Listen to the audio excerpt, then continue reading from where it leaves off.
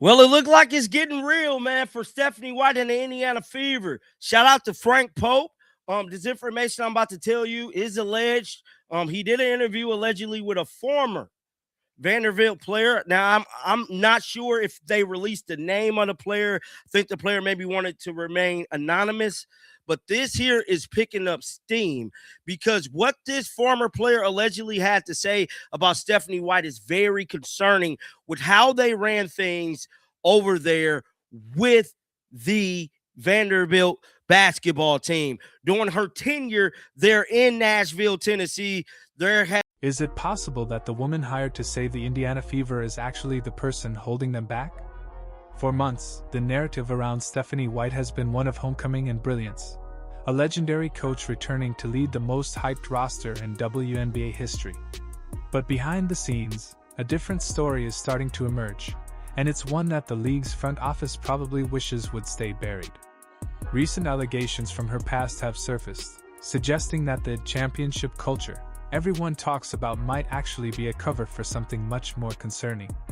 What started as a few whispers among disgruntled fans has turned into a full-blown investigation by the court of public opinion, and the evidence. Locker room with the Indiana Fever, what's happening? Then I interviewed a former Vanderbilt player who had a lot to say about what was going on inside of their locker room while Stephanie White was there. And let's just say it sounds eerily familiar. I'll let you hear it for yourself. Okay, here we go. Let's play this clip.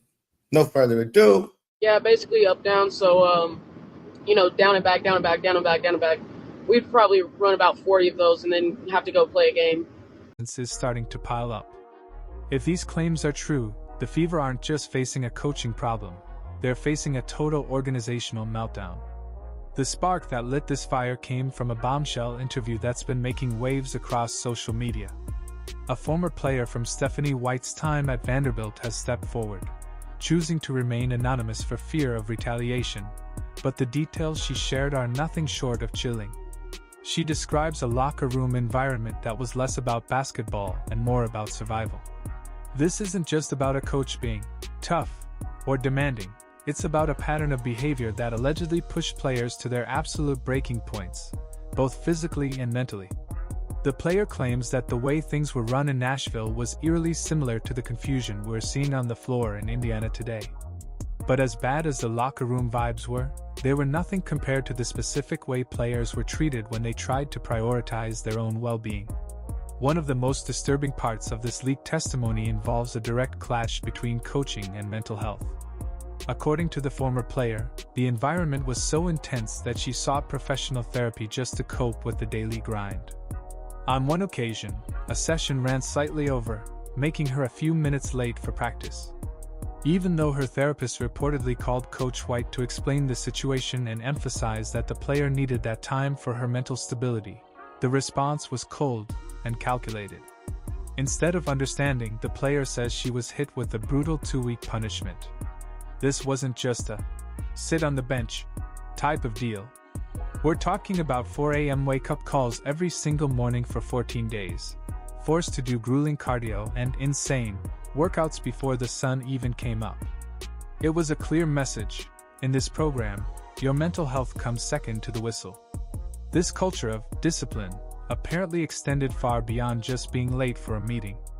The anonymous source went on to describe a situation. Show her face or nothing, but this sounds very familiar, because this shows and proves Stephanie White do not prepare the team for the entire roster. She only prepare the team for standout players, which is horrible as a coach. You have to prepare your team going into the game for the entire damn team.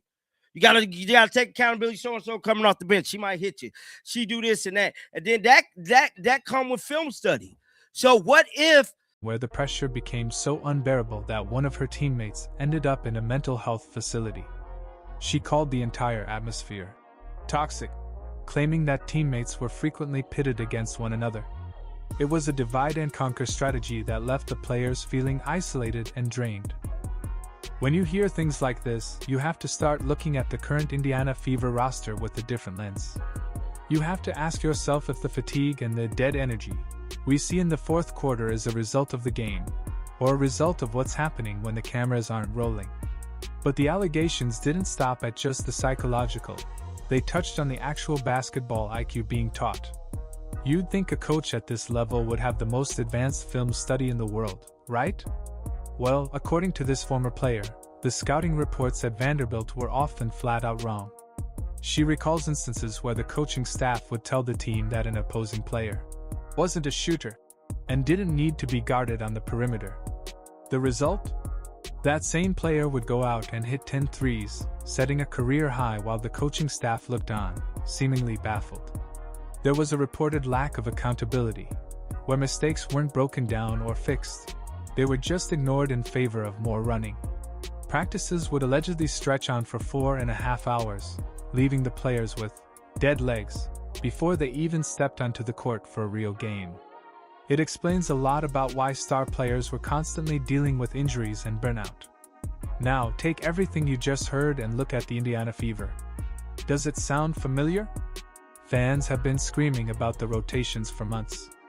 They've been pointing out how the defense seems to leave the best shooters wide open, and how the offensive flow seems non-existent. For a long time, the established media told these fans to be quiet.